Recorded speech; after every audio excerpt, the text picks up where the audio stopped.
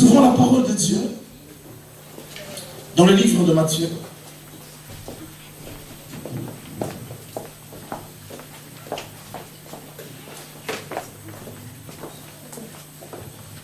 Notre identité, ce n'est pas le thème, mais je suis en train de parler tous ces jours sur qui nous sommes devant le Seigneur. Matthieu chapitre 16, verset 13 à 19. Nous lisons la parole de Dieu. Jésus étant arrivé dans le territoire de Césarée de Philippe, Matthieu 16, verset 13.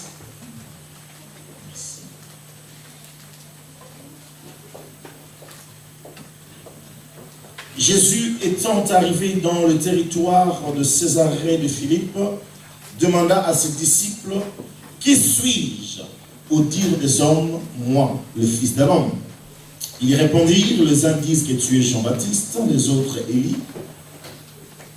les autres Jérémie, ou l'un des prophètes. Et vous, leur dit-il, qui dites-vous que je suis ?» Simon-Pierre répondit, « Tu es le Christ, le Fils de Dieu vivant. » Jésus, reprenant la parole, dit, « Tu es heureux, Simon, fils de Jonas, car ce ne sont pas la chair et le sang qui t'ont révélé cela, mais c'est mon Père qui est dans les cieux. Et moi, je te dis que tu es Pierre, et que sur ce roc, je bâtirai mon église, et que les portes du séjour de mort ne prévaudront point contre elle. Je te donnerai les clés du royaume des cieux. Ce que tu liras sur la terre sera lié dans les cieux, et ce que tu délieras sur la terre sera délié dans les cieux. Amen. Amen. Seigneur, merci pour ta présence, merci pour ta parole. Que ton onction, Père, apporte la révélation dans cette parole. La Bible dit la révélation de ta parole est claire. Seigneur, dévoile ta parole devant ton peuple au nom de Jésus. Amen. Amen. Qui dit-on que tu es? Le thème de ce matin, qui dit-on que tu es? Ou autrement dit, qu'est-ce que les gens disent que tu es? Alors je le dis en mon français que j'écris là. Qui dit-on que tu es? Est-ce qu'on peut le dire ensemble? Qui dit-on que tu es? Ok. Regarde ton frère ou ta soeur, dis-lui, qu'est-ce que les gens disent que tu es? Vous avez honte de vous poser la question? Alors, dis-lui d'après le thème, qui dit-on que tu es?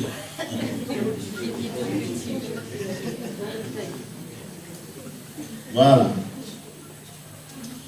C'est une question extraordinaire. Le Seigneur Jésus, un jour en marchant, il va arriver dans ce territoire de Césarée de Philippe et il va poser la question à ses disciples, qu'est-ce que les gens disent de moi? Vous savez, c'est un risque que Christ a pris, hein? Parce que parfois, il vaut mieux ne pas savoir qu'entendre certaines choses qui peuvent voilà, changer un peu ton attitude, ou bien alors tu as bien commencé la journée puis tu l'as fini mal parce que tu ne voulais pas entendre ce que les gens disent. Mais c'était important que Christ te pose la question et permets-moi de vous dire ce matin, c'est important de savoir qu'est-ce que les gens disent sur nous. C'est vrai, mais encore plus important, qu'est-ce que Dieu dit à notre sujet. Donc il est important, lorsqu'on marche de savoir, la Bible dit vous êtes la lumière du monde. Mais est-ce que les gens remarquent que je suis la lumière du monde? La Bible dit que je suis le sel de la terre. Est-ce que je donne du goût aux gens autour de moi? C'est pour ça, lorsqu'on pose ce genre de questions, on arrive à se dire, qu'est-ce que les gens vont dire? Peut-être que toi, tu penses avec ta haute opinion de toi-même que ben, tu es vraiment le gars le plus chic, le plus gentil, alors que les gens disent que mais non, c'est un gars méchant. Le thème n'est pas là, je ne me base pas là-dessus, mais c'est important de comprendre, de savoir les avis des autres nous concernant, mais c'est plus important encore de connaître la vie de Dieu nous concernant. Alors cette question, qui dit-on que tu es, peut se retrouver sous trois formes. La première chose, qui dit-on que tu es, c'est-à-dire quelle est l'image des autres en ce qui te concerne. Qu'est-ce que les gens entrevoient au travers de toi? Vous savez, le regard des autres peut t'amener loin, tout comme ça peut te ralentir. Je prends un exemple. À force de dire à un enfant, toi tu es bête, toi tu iras loin, tu n'iras pas loin. Ça rentre dans la tête de l'enfant. Vous me suivez? Et ce qui fait que l'enfant, lui, il sait déjà, ma mère ou mon père me dit tout le temps que je suis nul. Donc je suis vraiment nul. Et quand il va à l'école, on lui pose la question, est-ce que toi tu es intelligent? Ah non, moi je suis nul. Je ne suis pas, vous savez, Et de la même manière, lorsqu'on adresse à sa fille, au lieu de lui faire des compliments, on n'arrête pas de dire, mais toi tu es vraiment moche, ton nez là, vraiment c'est un nez africain ou un nez européen ou un nez asiatique. Alors tu dis, mais moi, alors j'aimerais être comme un ange. Malheureusement, on ne voit pas les anges, alléluia. Du moins, physiquement non. Mais ils sont là, bien sûr. Gloire à Dieu, alléluia. Ça, j'aime bien parce que chaque fois que le peuple de Dieu se réunit, il y a la multiplication de l'armée de Dieu au milieu d'eux. Vous savez, la Bible déclare, l'ange de l'Éternel campe autour de ceux qui les craignent.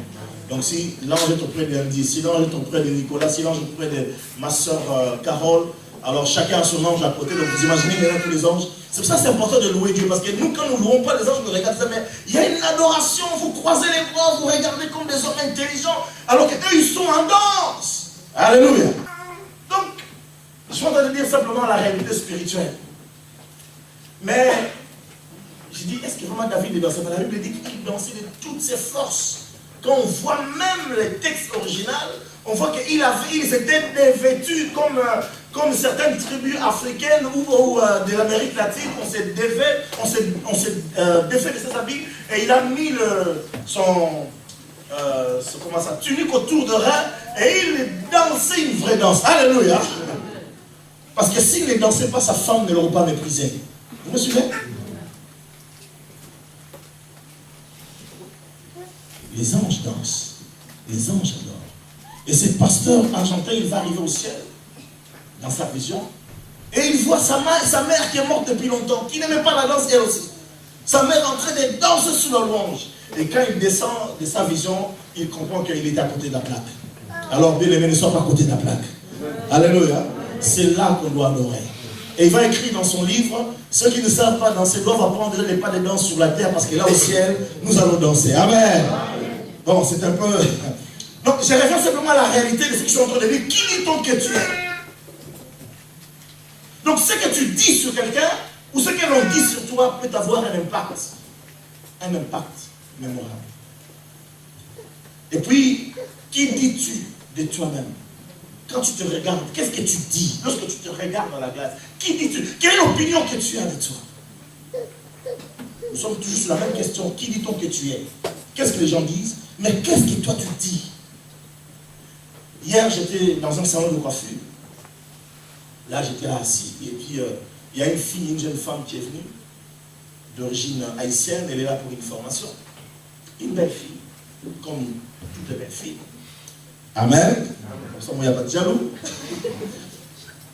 Et puis, j'ai entamé la conversation parce que j'aime bien quand les clients viennent, savoir d'où la personne vient, qu'est-ce qu'elle fait. Et je dis, d'où venez-vous? Me dire, ah, je viens d'Haïti, mais j'ai dit, ah, ok, gloire à Dieu, on a parlé un petit peu. Je dis, ah, mais dans l'église, on a aussi une haïtienne. Amen. Ça fait toujours de bien. Je dis, je connais une haïtienne, et elle est originaire de Guyane. Ah, mais moi aussi, je suis de Guyane. Ah bon?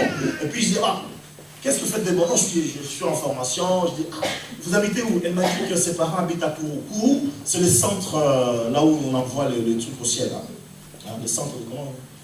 Là où il y a les navettes spatiales qui sont envoyées, voilà, dans l'orbite. Et j'ai dit, mais non, vous devez être heureuse. Vous avez beaucoup de moyens parce que c'est un quartier où habitent les personnes, les fonctionnaires qui travaillent pour le gouvernement et puis pour l'Union européenne, qui sont là.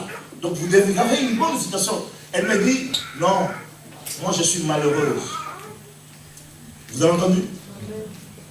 Elle dit qu'elle est malheureuse. Je dis, peut-être que je n'ai pas bien entendu. Je repose la question. Est-ce que... Qu'est-ce qui fait que vous êtes malheureuse? Non, mais moi je suis malheureuse, les autres là sont heureux, mais moi je suis malheureuse. Je l'ai laissé parler, jusqu'à la fin, on lui a fait les brochings, et puis, est-ce qu'on peut vous prendre en photo? On a pris en photo pour Facebook, du salon de coiffure. Et ça se révèle que c'était une très belle fille, elle est bien. Je dis, mais mademoiselle, vous êtes belle, qu'est-ce qui se passe? Et en partant, je lui dis, ne dites plus que vous êtes malheureuse. Alléluia. Bien aimé, l'opinion que tu as sur toi-même. Avant, ou plutôt sous l'aspect de ne pas attirer le malheur, les gens prononçaient des choses malheureuses. Alors que non, je ne suis pas intelligent, tu vois, je suis moyen. Bien aimé, si tu es intelligent, dis que je suis intelligent. Amen. Si tu es belle, dis que je suis belle. Pas par rapport aux autres, mais par rapport à toi-même. La Bible dit, le roi David, en se regardant devant la glace, il dansait, il disait, oh, j'ai une belle barbe. Quand David se réalise, il va dire, Seigneur, je te bénis parce que je suis une créature merveilleuse. Est-ce que quelqu'un est en train de m'entendre? l'école, les mathématiques et toi, c'est 3 personnes différentes, pour ne pas dire 2 personnes différentes. Mais dis-toi que je suis intelligent parce que Dieu ne m'a pas créé bête. Il y a des domaines dans lesquels tu réussis. Est-ce que je parle à quelqu'un? Peut-être toi, ton domaine de prédilection, c'est la cuisine. Quand tu fais la cuisine, même ceux qui jeûnaient ne peuvent plus continuer à jeûner, ils veulent manger. Alors bénis Dieu pour cela, dit que je suis une créature à part. Est-ce que je parle à quelqu'un? Qu'est-ce que ton cœur dit de toi-même? En parlant de l'identité, c'est important parce qu'on ne peut pas aller loin avec Dieu si nous ne savons pas ce que nous sommes. Et la troisième question, dans cette question-là, c'est qu'est-ce que Dieu dit que je suis? Et ça, c'est le maître de maîtres. Vous êtes avec moi? Qu'est-ce que Dieu dit? Vous savez, au sujet de Jésus, les gens ont dit, oh, tu es Jean-Baptiste. Vous savez pourquoi? Parce que Jésus faisait des miracles. Et les apôtres se sont dit, certainement, l'homme là qu'on a décapité la tête, il s'est incarné et il est réapparu sous la forme de Jésus. Et puis d'autres diront, oh, c'est comme Jérémie, je crois que c'est Jérémie qui est ressuscité, ou alors c'est Élie. Mais pourquoi les gens ne peuvent pas croire que toi, tu es toi, tel que tu es? Alléluia. Qu'est-ce que Dieu dit? Alors, c'est là que se trouve la réponse à notre identité. J'aimerais dire, bien-aimé, si pour connaître qui tu es, tu dois savoir qui est Dieu. Tu ne peux pas te connaître si tu ne connais pas le Seigneur. C'est-à-dire que tu auras une connaissance faussée de ta propre personne. La révélation de Dieu apporte la révélation de ta propre personne. Alléluia. Je m'explique. Jusqu'alors, Pierre s'appelait Simon-Pierre. Vous me suivez? Lorsque Jésus n'était pas encore venu dans sa vie, il s'appelait Simon. Et Simon signifie le roseau. Le roseau, c'est... Vous connaissez le roseau? D'accord. D'autres connaissent ça, mais tu connais un roseau? Non, hein, tu vois. Elle est citadine. Nous, on vient du bled, on sait ce que c'est qu'un roseau. Vas-y au bord du Rhin si tu veux un jour pas en hiver. Hein, voilà. Tu verras, il y a certaines plantes qui ressemblent au roseau. Ce n'est pas les vrais, mais il y a des vrais roseaux qui existent. J'ai montré, je crois, lorsqu'on était petit, la petite fille là, le roseau. Les roseaux ont tendance, lorsqu'il y a du vent qui vient, ils ne sont pas stables. Ce n'est pas comme un manguier ou un pommier. Le roseau, quand il y a du vent qui vient, il bouge. À gauche, à droite. Ce sont des personnes sans mouvement. On l'amène devant, on l'amène derrière. Quand il entend qu'il y a un mouvement qui est sorti là-bas, où tous les démons sont chassés en 1 minute, ils fouillent leur église, il faut la queue là-bas. Hein? Alléluia. Quand ils disent que non, il y a un prophète qui vient là, lui, quand il prie, le feu descend du ciel et tout. Alors il quitte cette église-là où il y a les démons qui sortent pour aller là où il y a le feu descend. Ce sont des personnes qui sont sans forme.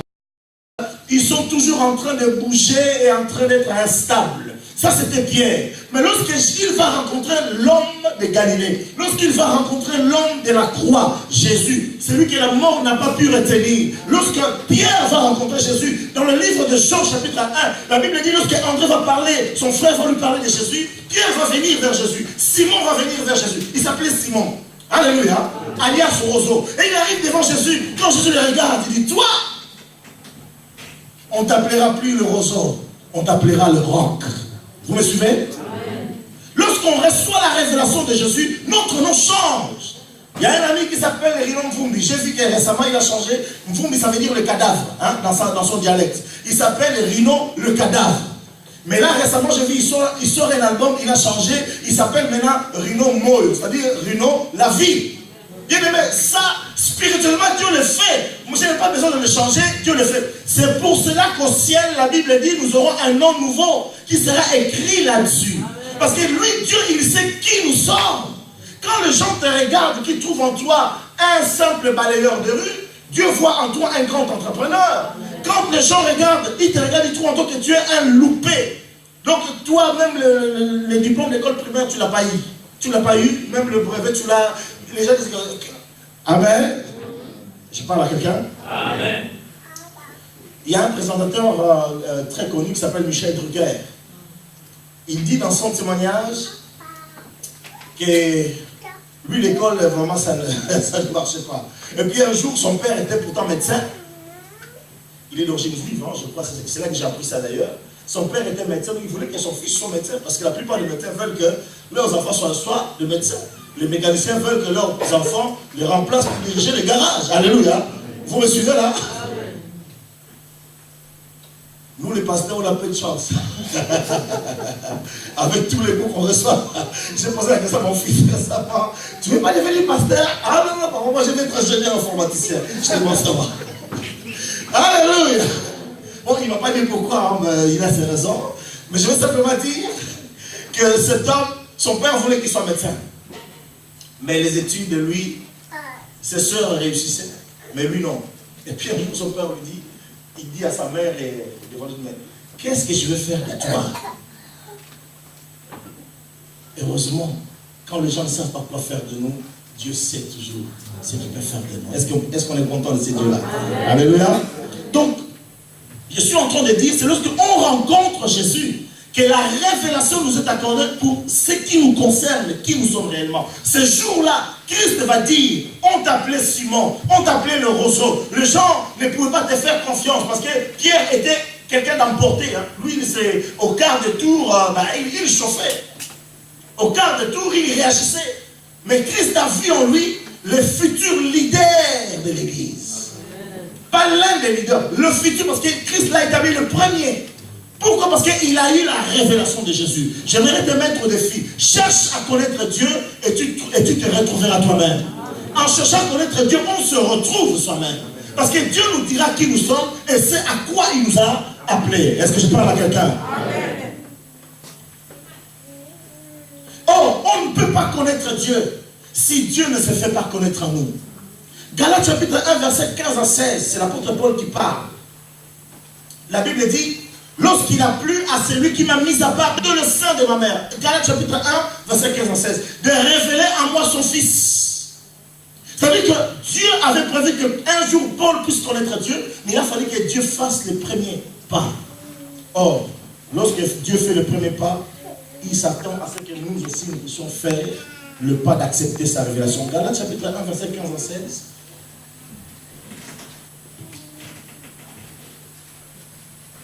Vous êtes avec moi là?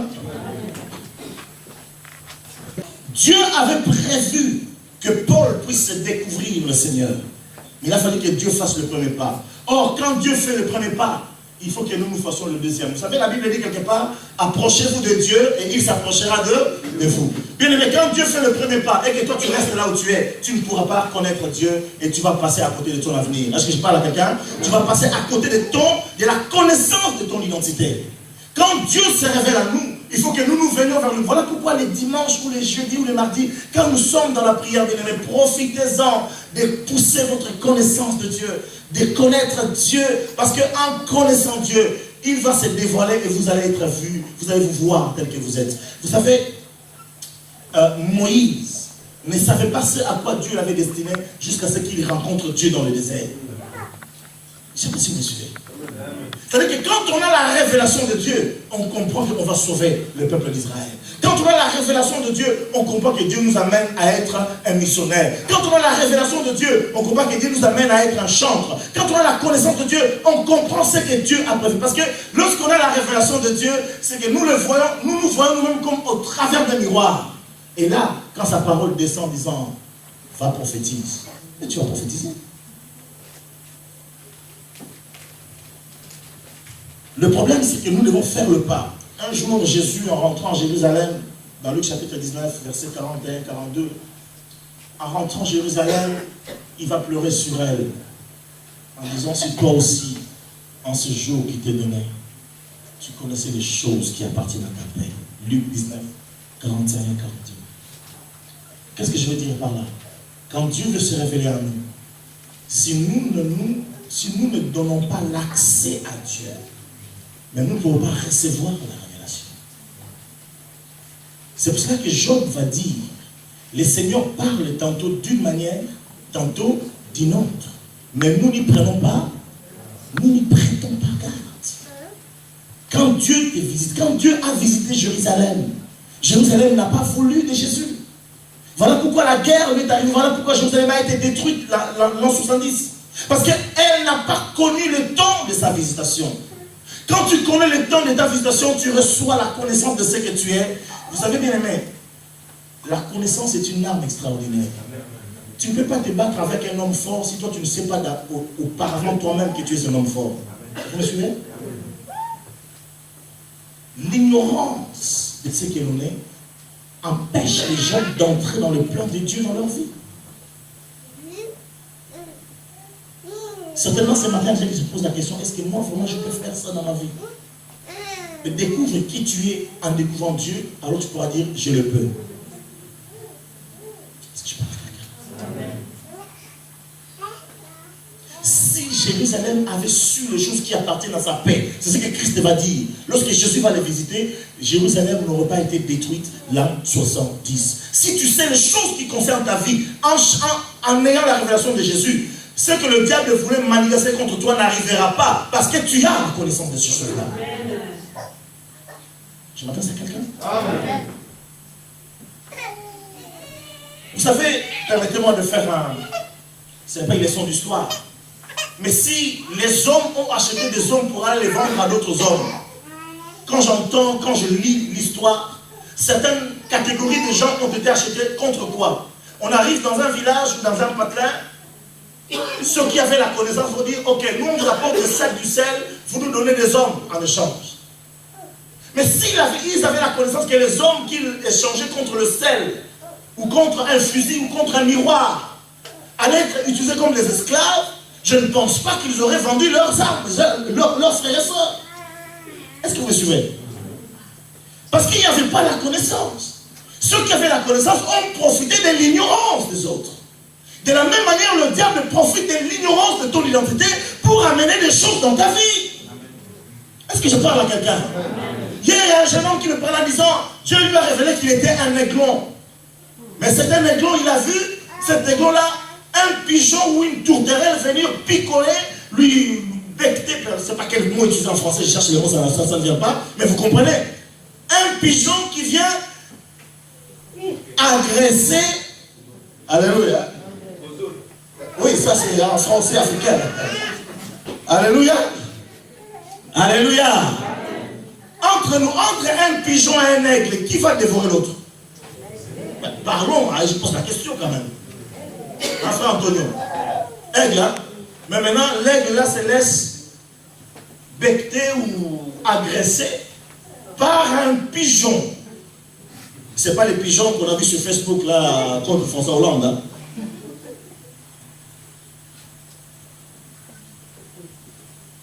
Et ce qui est drôle dans cette vision que ce jeune homme a vu, l'aiglon fouillait devant le pigeon.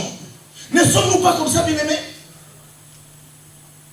Je disais jeudi, la Bible dit que Dieu a sorti les enfants d'Israël et les a amenés vers la terre promise sur un vol d'aigle. Je dis, si Dieu a porté les enfants d'Israël sur un vol d'aigle, donc Dieu est l'aigle, donc les enfants d'Israël sont des aiglons. Donc si Dieu est l'aigle, nous sommes qui? Des aiglons. Un enfant d'aigle, c'est un aigle. Oui ou non? Alors si tu connais ton identité, donc cet aigle-là ignorait qui il était, ma soeur Nathalie. Et il ignorait, donc, et le pigeon vient, il lui massacre, il lui enlève le truc. Et lui, il croyait que bon, il était, bon voilà. Chers amis, si tu sais qui tu es, tu ne laisseras pas les autres, ni les démons, ni les hommes, venir te marcher sur les pieds. Tu parles de qui? Tu n'auras pas les complexes d'infériorité quand tu te trouveras devant un président de la République ou devant un ministre. J'ai toujours apprécié ça, je l'ai dit plusieurs fois dans cette église. Lorsque M. François Fonchet, un pasteur, va se retrouver en face d'une ministre dans une réunion, lui ne savait pas que c'est une ministre. Et ils vont se saluer en disant « Ah, bonjour ». Et puisqu'elle était ministre, elle dit « Voilà, je m'appelle X. Je m'appelle Georgina Desfoy, ministre du gouvernement. Je sais pas, à l'époque c'était Mitterrand, c'est moi qui était le premier ministre. Mitterrand était le président. Et lui, en serrant la main à « Bon, tu es comme Georgina Desfoy. Tu peux être ministre. Hein? Alléluia. » Et il va dire « François Fonchet, ministre du Seigneur Jésus. » Chers amis, il savait qui il était. Je voyage avec cet homme. quand on était dans l'avion, alors que moi j'hésite, lui, il avance, il prêche la parole. Il prêche la parole. On partait pour Kinshasa ensemble. Il a prêché la parole aux gens qui étaient autour de nous. Et quand on nous a servi le plat repas, moi dans l'avion, je prie en silence. Il va dire, frère, mon cher frère, on va prier avec sa voix grave. On va prier. Moi j'étais gêné, c'est gêné. Mais lui, il élève la voix. Et on prie. Parce qu'il sait qui il est. Est-ce que je parle à quelqu'un? Ah, j'aimerais un jour qu'il revienne encore. Parce qu'on l'a déjà vu l'affaire séminaire. Il va revenir. On lui a fait plusieurs opérations à cœur ouvert.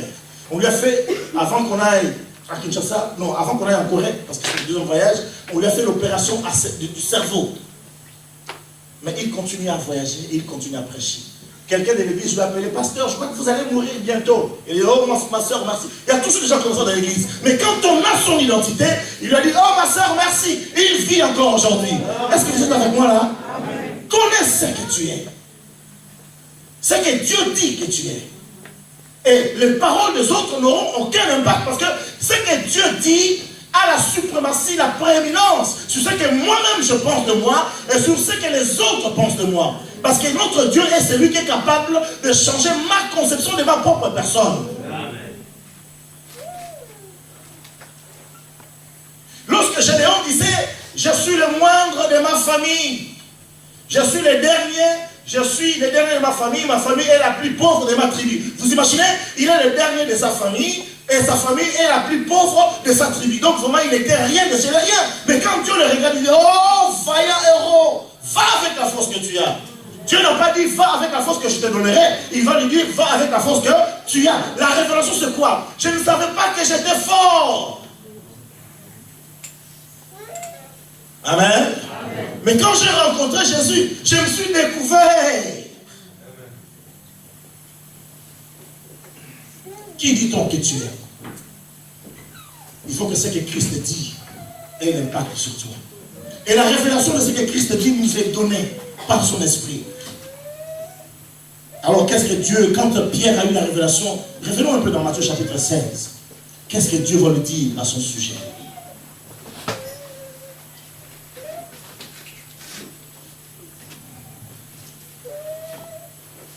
Simon-Pierre répondit, verset 16, Matthieu 16, 16, tu es le Christ, le Fils du Dieu vivant.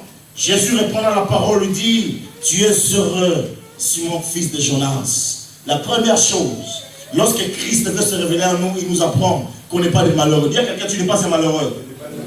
Même si tu n'as pas de papier, même si tu n'as pas de mari, même si tu n'as pas de femme, même si ta femme ne te suit pas, tu n'es pas malheureux. Alléluia!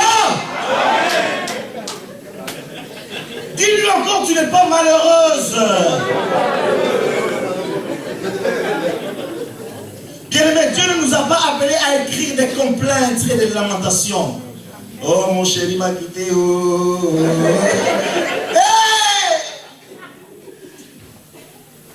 Wesh, pasteur. Bien-aimé, Christ va lui dire, tu es heureux. Donc même si je n'ai pas de millions, mais je suis heureux comme un milliardaire. Alléluia. Pas un millionnaire, milliardaire. Bien aimé, de plus en plus j'avance avec le Seigneur, je comprends que non, quand Dieu dit l'or et l'argent lui appartiennent, chers amis, je suis en train de voir la main de Dieu. Je ne suis pas là, je ne viendrai pas à quelqu'un qui dit donne-moi ta dîme. Non, sauf à l'une de mes filles, elle, je peux le dire. Mais aux autres, au monde des églises, j'ai appris, un jour je sors de la maison, depuis que je suis entré au temps plein, ça m'arrive plus que je n'ai pas l'argent. Mais ce jour-là, je sors de la maison, j'avais que les pièces jaunes, non, rouges, parce que jaune, là-haut, c'est 10 centimes. Mais c'est les 1 centime, 2 centimes dans mon porte-monnaie. Est-ce que quelqu'un m'entend là? Alors en sortant, je dis, Seigneur, c'est la première fois en 2 ans que je me retrouve sans rien. Bon, je devais mettre de l'essence dans la voiture, et puis je devrais aller visiter quelqu'un. Mais je suis allé, je dis, bon, Dieu ne m'a pas dit que tu dois demander à quelqu'un, donc je ne demande rien. J'avance, je fais la première visite, et j'arrive à cette personne-là. Je dis, ah, pasteur, on va voir ensemble un organisme. Ah, pasteur, voilà, et puis ma fille de parler, à la sortie, il dit, pasteur, ça c'est pour la peinture, on vient d'avoir le loco. Hein. Ça c'est pour la peinture. Voilà, pour acheter la peinture de la salle, j'ai appris une chose, mais ça je vous dis devant Dieu. Moi, quand quelqu'un me donne une enveloppe en disant, pasteur, c'est pour l'église, je ne prends aucun centime.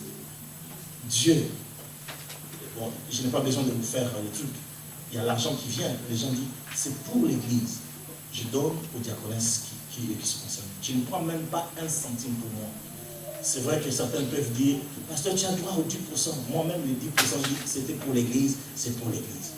Je dis, gloire à Dieu, j'ai pris l'enveloppe. Et puis il dit, ça c'est pour vous, pour acheter l'essence.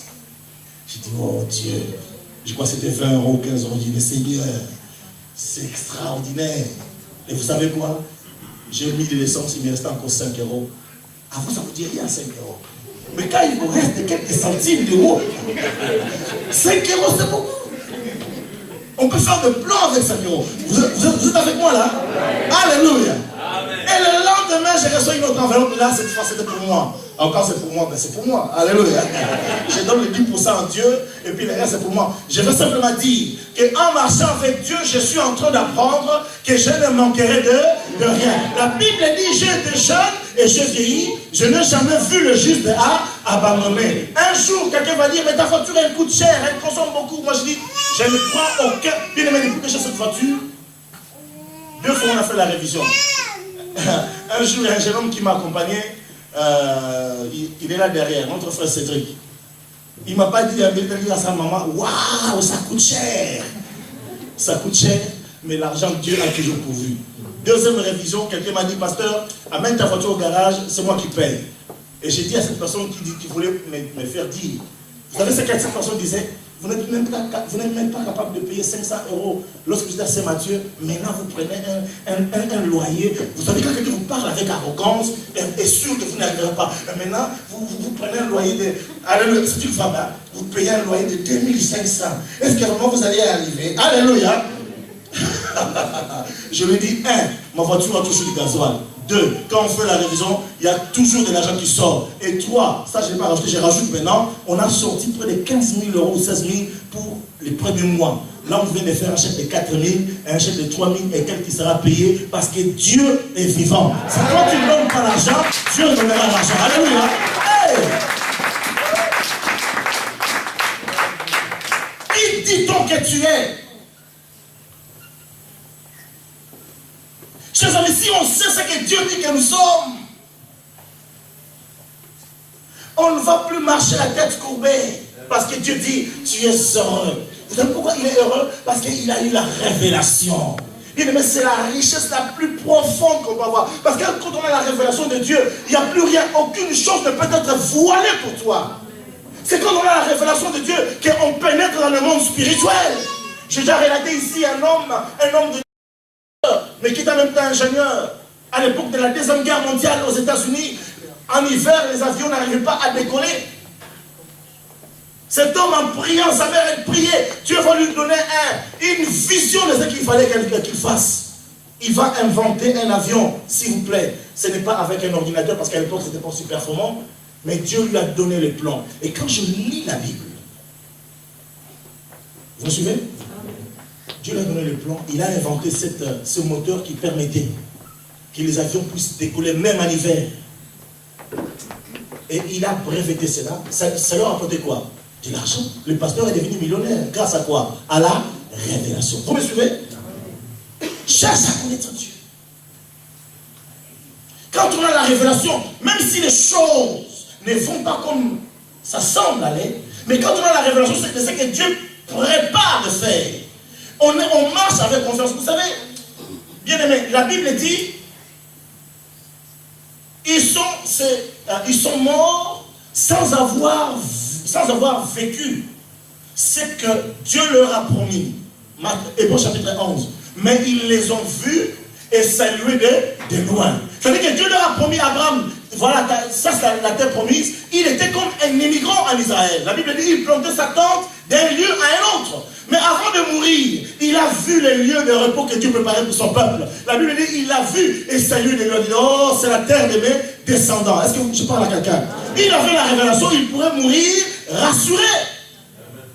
Même si si Moïse n'est pas entré sur la terre promise, la Bible dit, Dieu lui dit, monte sur la montagne et regarde ce que je donne à mon peuple.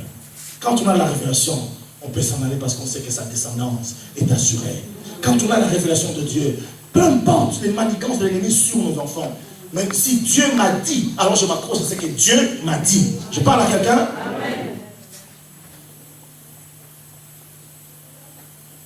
Voilà pourquoi c'est important à capter la révélation de Dieu pour nous. Et ça t'éviterait d'ailleurs à tourner à gauche, à droite. Un jour tu es électricien, le jour d'après tu es plaquiste. L'autre jour tu es maçon, le jour d'après tu es cuisinier. L'autre jour tu fais je sais pas quoi. Quand tu as la révélation, tu vas t'accrocher à ça. Les gens diront, mais tu es fou. On va dire, oui, je suis fou pour Jésus. D'ailleurs, si on ne t'a pas encore dit que tu es fou, il y a un problème. Dis à quelqu'un, il y a un problème.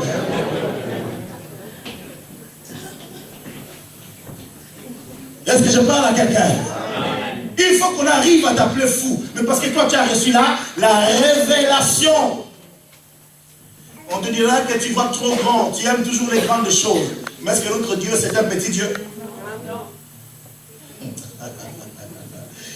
Alléluia. La première chose, Dieu dit, tu es heureux. La deuxième chose, Pierre va apprendre qu'il s'appelle Pierre. Vous savez, ce qui est extraordinaire dans ce texte, c'est que Christ ne dit même pas Pierre. Il va dire, tu es Pierre, et sur ce roc, tu es un rocher. Dis à quelqu'un, bon, si tu n'es pas sûr, ne le dis pas. Mais si tu veux prophétiser, prophétise. Tu dis, ma soeur, mon frère, tu es un roche. Un roc, pardon. Si c'est une roche. Alléluia. Allez, on y va. Tu es un roc. Allez, on y va.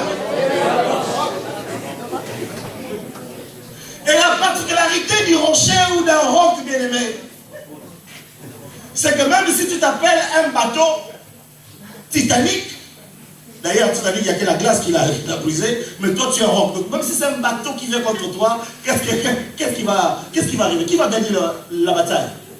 Hein? Le roc. La Bible dit, tu es heureux, première chose. La deuxième chose, tu es un roc. Et moi je te dis que tu es Pierre, je suis un roc. Un roc bien aimé, il ne meurt pas. Même si on lui met de la dynamite, il va se transformer, mais ça reste un roc. Vous me suivez? Or, nous déjà, nous avons une protection dessus de nous. Donc les bombes et les dynamites n'ont rien à faire sur nous. Lorsque nous découvrons Jésus, lorsque nous avons la révélation de Jésus, nous apprenons qui nous sommes. Nous sommes des rochers. Nous sommes des bienheureux, nous sommes des rochers. Qu'est-ce que Dieu va faire maintenant avec nous? Quand nous avons découvert cela, il va dire, et sur ce roc, je bâtirai mon église. Il me dit, quand je lisais ce texte, hier soir, j'étais ici à l'église, je méditais ce texte, je dis, merci Seigneur. Je n'avais pas compris. Pierre, Dieu est en train de dire à Pierre, sur ce roc, je bâtirai mon église. Je ne vais pas rentrer dans la notion de l'église, mais simplement vous dire que chacun d'entre nous, il est comme un roc. Chacun d'entre nous, c'est un roc. Mais sur ce roc, qu'est-ce que Dieu veut faire? Il veut bâtir son église. Or, l'église veut dire assembler. Autrement dit, quand Dieu te regarde, ma soeur Mariska, il voit des multitudes de gens. Toi, quand tu te regardes, tu dis, je suis seul, je dors seul dans ma chambre. Ma fille, elle est loin. D'ailleurs, elle me manque de temps en temps. Ah, maman, qu'est-ce que j'ai envie de voir? Dieu est en train de voir des foules derrière toi. Et ces foules doivent entendre la parole au travers de toi. Ces foules doivent être bénies au travers de toi. Vous savez, la Bible dit, 10 personnes d'une nation s'attacheront à un juif et diront, nous voulons venir avec toi parce que nous avons appris que Dieu est avec toi. L'Ancien Testament parle de 10 personnes, mais Jésus va parler de la foule, une assemblée que Dieu va bâtir sur toi. Quand tu découvres ta vérité, ton identité, pardon, tu comprends que tu es heureux et tu comprends que tu es un rocher, et un rocher sert de fondement. Autrement dit, s'il n'y a pas de rocher, personne dans ton entourage ne peut bâtir des choses qui durent. Ils peuvent bâtir des choses mais périssables. Grâce à toi, ta famille peut réussir. Est-ce que je parle à quelqu'un? Grâce à toi, ton entreprise peut réussir. Bien évidemment, j'avais compris que ma prière, à un moment, l'entreprise où je bossais allait fermer. On n'avait plus de clients. Il y avait des procès à gauche, à droite. Mais Dieu, quand il voit ses enfants, il dit, c'est pas pour le temps qu'ils sortent, alors je vais faire quelque chose. Dieu ne le fait pas pour ton patron, mais Dieu le fait pour toi. Parce que tu es un roc. Au travers de toi, il veut bénir les gens. Je ne suis pas meilleur que d'autres bien-aimés, mais je sais simplement que dans ma vie, Dieu m'a fait du bien. Le voyage au Portugal m'a fait comprendre que Dieu vraiment se sert de nous. Quand j'étais arrivé au Portugal, l'assemblée, on était une dizaine, une quinzaine de personnes. Même pas. J'ai travaillé avec eux. Et j'avais commencé une petite cellule dans une pension. Et de cette petite cellule, il y avait mes enfants qui étaient en Angola, qui sont convertis dans mon ministère. Il y en a qui sont devenus des évangélistes, et puis ils ont créé une grande assemblée plus tard. On m'a dit que cette assemblée avait atteint un moment quand tout le monde s'est réuni dans les 500, 600 personnes. Je dis, ah bon, ils sont Portugal, oui. L'autre, quand mes voyages, j'arrive dans une église. Le pasteur me présente, il ne m'a même pas laissé prêcher, mais bon, ça c'est pas grave, on n'est pas là pour ça. Il m'a dit, pasteur, regardez l'œuvre que vous avez commencée. Mais moi, je l'ai parti depuis longtemps. Ce que Dieu a fait, je ne le savais pas avant. Aujourd'hui, quand je suis reparti au Portugal, je me suis dit, je suis quand même un petit quelqu'un, non? Sans orgueil, quand même. Alléluia. Dis, tu es quelqu'un.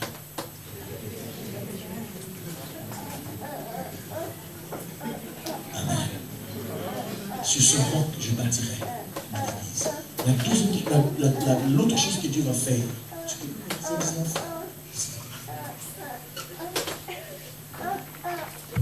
Merci bien aimé. Avant de pouvoir aller vers le verset que j'arrive tranquillement vers la fin, la Bible dit,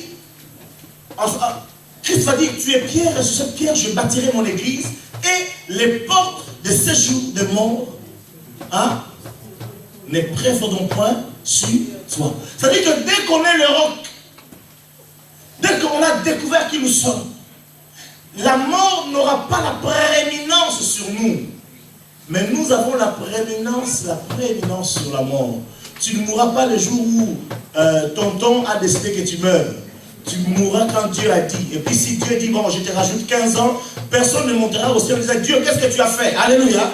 La Bible dit, les portes de séjour de mort ne prévaudront point contre toi. Bien aimé, c'est extraordinaire.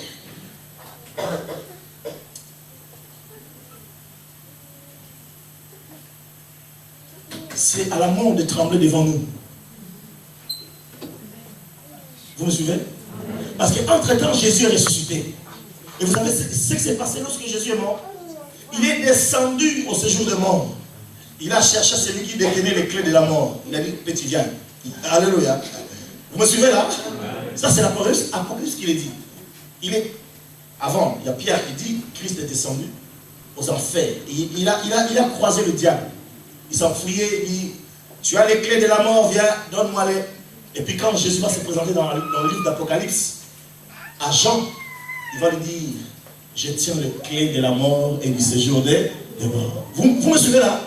Jésus lui tient les clés du séjour des morts et de la mort. Nous avons les clés du royaume des cieux. Alléluia. Donc, si l'ennemi nous cherche dans la vie, nous avons les clés du royaume des cieux. Si l'ennemi cherche à nous faire mourir, notre grand frère, Yayesu, il a les clés du séjour des morts. Alléluia. Lorsque le diable va nous chercher, alors réjouis-toi, parce que tu es un roc. Voilà pourquoi tu dois être heureux, même si tu n'as rien à manger. Sois heureux. Est-ce que je parle à quelqu'un? Il arrivait un temps de ma vie, j'étais déjà converti, je marchais avec Dieu. C'était la crise économique avant la crise. Mon grand frère, son commerce ne marchait plus. Ma mère est partie de loin, très loin. Lui là, le petit frère, il était chez l'oncle, lui il était tranquille. Mais nous, bien aimés, avec ma petite soeur, l'avant-dernière, une jumelle, j'étais seul avec elle. Il arrivait qu'on avait pendant plusieurs jours rien à manger. Vous savez ce que je mangeais? Du pain sec. Il y avait des vendeuses qui vendaient du pain, comme en Afrique. Et puis les invendus, qui ont fait 2 jours, moi je les récupérais. Et puis le lait qu'on ouvre, parce qu'en Afrique, dans certains pays, le lait ça se vend par dose, hein, pour mettre dans du café, du truc. J'ai récupéré le lait invendu.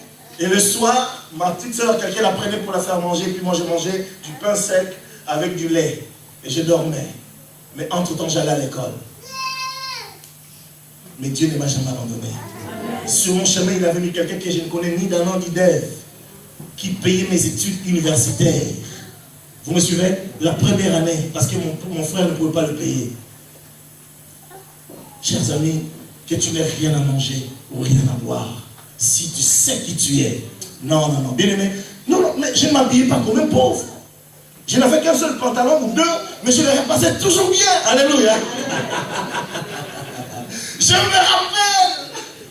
Parce qu'un jour, quelqu'un d'une belle famille m'a posé la question, dis-moi, est-ce que ton père, parce que j'avais l'apparence d'une tribu du Congo, les Balouba, j'étais un peu clair de peau avec mes gros yeux. Il dit, toi, tu es vraiment un vrai Moulouba, c'est Balouba. Alors le professeur était de cette tribu. Il va me dire, ancien, ton père, c'est un diamantifère. Je n'avais qu'un pantalon ou deux et quelques chemises. Je ne marchais pas comme un pauvre. Il dit, je ne marcherai jamais comme un pauvre. Je parle à quelqu'un. Tu es heureux, tu es un roc. La foule dépend de toi. L'avenir des gens dépend de toi. Dans cette ville, si tu ne te lèves pas, Dieu ne fera rien. Bien aimé, Jésus ne descendra pas si toi tu ne te lèves pas. Parce que Jésus ne marche que si nous nous mettons en marche. Donc quand tu restes à la maison en train de roupiller, Jésus aussi dort. Après tu vas te plaindre, oh non, la crise économique. Mais la crise économique, c'est la faute de qui? Amen. Je suis en train de dire, il nous a donné les clés du royaume dessus. Et qu'est-ce qu'il va dire? Amen. Il va dire, tu as les clés du royaume dessus. Et Jésus va dire, ce que tu liras sur la terre sera lié au ciel. Dis-moi, qu'est-ce que tu as déjà lié sur la terre que le ciel a lié? En fait, qu'est-ce que ça veut dire? Puisque tu es un rocher, que tu as eu ma révélation, tu as la permission de fermer ce que tu veux et d'ouvrir ce que tu veux. Moi au ciel, je suis d'accord. Vous imaginez, Jésus est plus qu'un président, mais un ministre ne peut pas faire une loi sans que le président lui donne. Mais nous, Jésus, il accepte les lois et les décrets que nous allons faire. Lorsque le prophète Élie va se présenter devant le roi Akab, il n'a pas dit, bon, Dieu m'a dit qu'il va fermer le ciel. Mais non. Élie n'a pas dit que Dieu m'a dit. Élie va dire, le ciel sera fermé, sinon à ma parole, pas à la parole de Dieu. Parce qu'il savait son identité. Il connaissait son identité. Dans ta famille, tu peux fermer les portes d'accès de l'ennemi. Parce que tu connais ton identité. Au travail, tu peux fermer la bouche de ton patron. Parce que tu connais ton identité. Est-ce que je parle à quelqu'un? Ne les faites pas d'une manière méchante parce que ça ne marchera jamais. Mais faites-le pour que la gloire de Christ apparaisse. Je m'adresse à quelqu'un. Un jour, l'apôtre Paul se retrouve devant Élimas. Pendant que Paul prêche, cet homme va chercher à perturber la prédication. Il va dire, tu ne verras plus le soleil. Au même instant, il faut que tu acceptes que les gens t'appellent fils de Belzéboul, hein, parce qu'ils ne connaissent pas Christ. Vous n'utilisez pas les clés que Dieu vous a données. Alors vous passez votre temps à pleurnicher, à faire des supplications là où il n'y a pas de supplications. Il y a des supplications à faire, mais il y a des endroits où Dieu dit, mais tu me supplies, tu as les clés. On te donne les clés, tu devant la porte, tu n'arrives pas à l'ouvrir. Et puis tu dis, oh Dieu, tu n'agis pas. Mais Dieu dit, mais les clés, tu les as, non? Alléluia.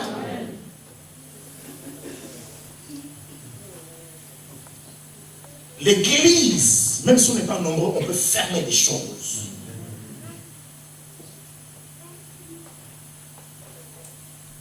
Il y a une année, il y a eu une loi qui devait sortir. C'était un gouvernement de droite. Ils étaient au top. Je ne savais pas que moi ici je priais. Il y a des pasteurs à Paris qui m'ont dit qu'ils m'ont appelé dire, nous aussi nous prions. Vous savez ce qui s'est passé? Jacques Chirac va faire ce qu'on appelle la dissolution de l'Assemblée. L'erreur fatale qu'il ne fallait pas faire. Alléluia. En fait, lui, les gens diront c'est une erreur. Mais les pasteurs qui priaient savaient que Dieu va faire quelque chose. Je ne dis pas ça pour favoriser certaines choses, mais à un moment, Dieu aimerait que nous puissions prendre notre place. Mais quand il te regarde, tu es toujours en arrière. Tu veux toujours que les anges agissent à ta place. Même les anges seront fatigués. Hein. Vas-y, avance. Tu peux répéter le verset 18. Voilà ce que Dieu dit qui nous sommes. Nous sommes heureux, nous sommes un roc. Il nous a donné les clés du séjour de mort. les séjours de mort ou non, mais les clés du royaume des cieux. Alléluia. C'est lui qui a les clés des séjours de mort. Mais nous avons les clés du royaume des cieux avec le pouvoir de lier et de délier des choses. Quelle possibilité immense. Chers amis, comprenons qui nous sommes. Et alors nous ne sommes pas comme cet aiglon. Nous ne laisserons pas la tourterelle nous menacer et faire de nous ce qu'il veut ou ce qu'elle veut. Dans l'histoire de cette vision, le jeune homme qui me l'a relaté m'a dit à un moment, acculé contre le rocher, l'aiglon va se retourner, il dit bon ça y est, ça c'est fini. Et tout d'un coup, il ouvre juste sa gueule, permettez-moi le bec, et en un quart de seconde, il terrasse la tourterelle. Parce qu'il avait compris que c'était un aigle.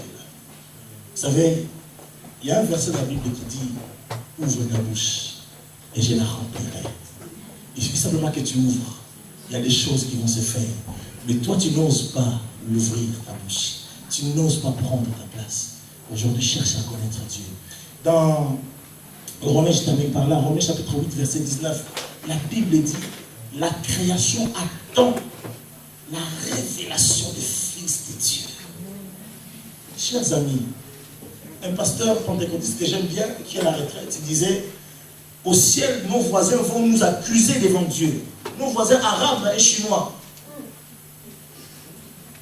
Vous me suivez? Parce qu'on leur dit bonjour, on dit que lui c'est un chinois, on ne peut pas lui parler de Jésus parce que c'est un bouddhiste. On dit que celui-là c'est un arabe, que les arabes sont dangereux. Qui t'a dit ça? Parle de Jésus. Il disait dans une prédication, oui, ce jour-là, parce que toi tu n'as pas compris qui tu es, tu n'as pas compris la domination que Dieu t'a donnée, tu n'as pas compris ton identité, les gens autour de toi des différentes nations se meurent. Romains 8 va dire, le monde attend avec un ardent désir la révélation des fils de Dieu. Bien aimé, la révélation c'est dévoiler, le dévoilement. Donc la chose qui était cachée se met au clair. Le monde attend que l'on sache que tu es vraiment un enfant de Dieu. Que tu ne sois pas un chrétien qui sort de ton immeuble, la Bible est cachée sous la veste, pour que les voisins ne voient pas. Alléluia. Et au travail, tu ne parles pas de Jésus. Déjà que tu ne parles pas de Jésus, mais quand on parle de chrétiens, tu mets avec les autres. Ah oui, mais vraiment les chrétiens, le pasteur, oh là là. Bien aimé, Dieu attend la révélation. Autrement dit, tu dois assumer ton identité. Tu dois accepter ce que tu es et accepter que Dieu bâtisse sur toi. Aujourd'hui, Dieu fait bâtir. Bien aimé, normalement, dans un mois, cette église peut être 2 fois plus, 3 fois plus grande. Dans un mois, si nous comprenons qui nous sommes. Amen. Qui dit-on que tu es? Le monde se meurt parce que nous ne prenons pas notre place. Tu es heureux, tu es un roc, tu as les clés du royaume des cieux. Tu as le pouvoir de régler des choses. Que Dieu vous bénisse ensemble. Amen. Amen.